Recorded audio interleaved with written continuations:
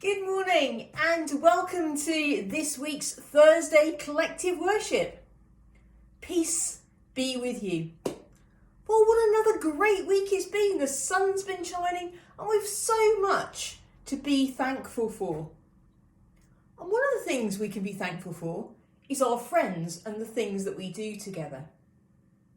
But sometimes being friends with somebody doesn't always work out the way we think it's going to.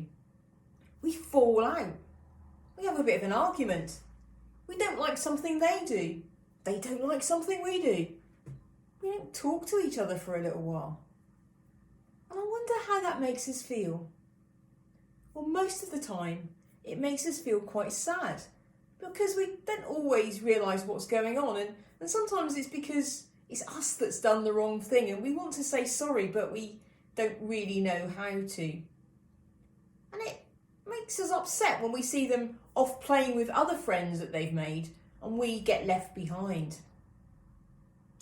But that happened to one of Jesus' special friends as well. You remember we talked about how Jesus chose his 12 special friends, which he called the disciples. And there was one of those that was a very special friend of Jesus, and that was the one called Peter. Now, Peter was sitting at the dinner table one day with Jesus and his other friends, and Jesus was talking about what was going to happen in the future. And Jesus said, "Someone around this table is going to betray me." Well, all the disciples looked at one another and they were thinking, hang on, how does he know this? And Peter, because Peter always goes jumping in with 2 feet, goes, "Lord, I'll never betray you. It'll always not be me. I'll always be there for you." Remember, you probably say that kind of thing to your friends sometimes. But Jesus said to him, "Peter, before the cock crows 3 times, you will deny me." Well, Peter was a bit upset about this and he didn't know what it meant, but hey-ho, they got on with the meal.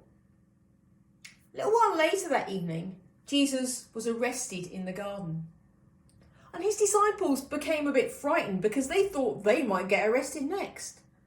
And they all went their separate ways. Now, Peter found himself in the temple, in the inner courtyard, where there was lots of other people.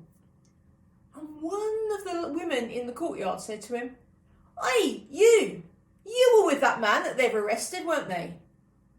And Peter, because he was pretty scared by now, went, "No, I don't know him." And the cock crowed once. A little later on, there was a whole group of men in the courtyard and they go, "You were with him, Jesus, weren't you?" And Peter goes, "I wasn't with Jesus, I don't know him." And the clock crowed again. Wasn't much longer after that when again somebody said, "You're one of his disciples, you're with that man." And Peter said, "Oh no, I'm not. I'm nothing to do with him. I don't know him." And once again, the cock crowed. And Peter heard it. And he remembered what Jesus had said to him. And he was really sad and upset. Now, as we know, the next day, Jesus died on a cross. And all the disciples were together again. And they were for the next few days. And they were on the day that Jesus rose from the dead on Easter Sunday, and Peter was one of the first ones to the tomb. But a few days later, as we know, they all went fishing, and Peter met Jesus on the beach. And Peter must have been feeling a little bit unsure because he knew he'd done what he shouldn't do. He knew he had betrayed his friend by saying that he didn't know him.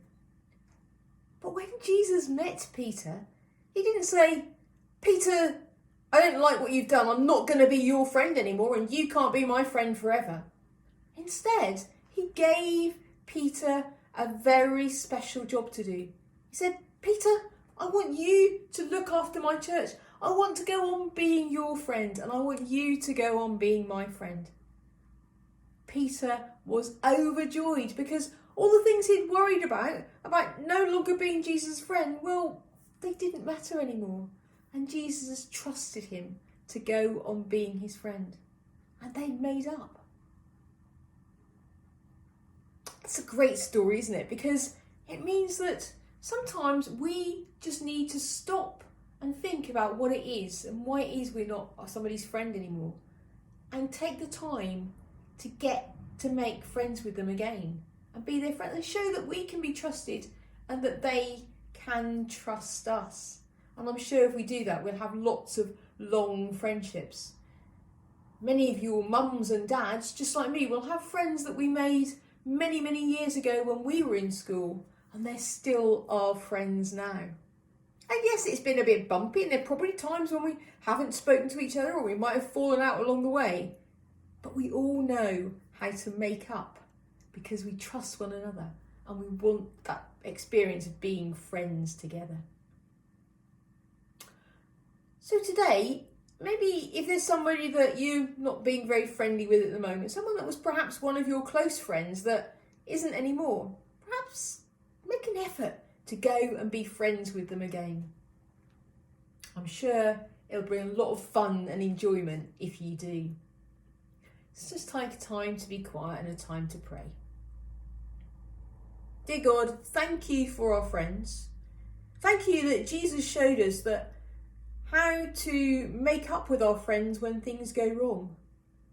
Help us not to bear grudges, because it's far more fun to have friends and spend time together. Amen. Well, go and be great friends and do all those fun things together this week. And I will hopefully see you again next week. But till then, bye for now.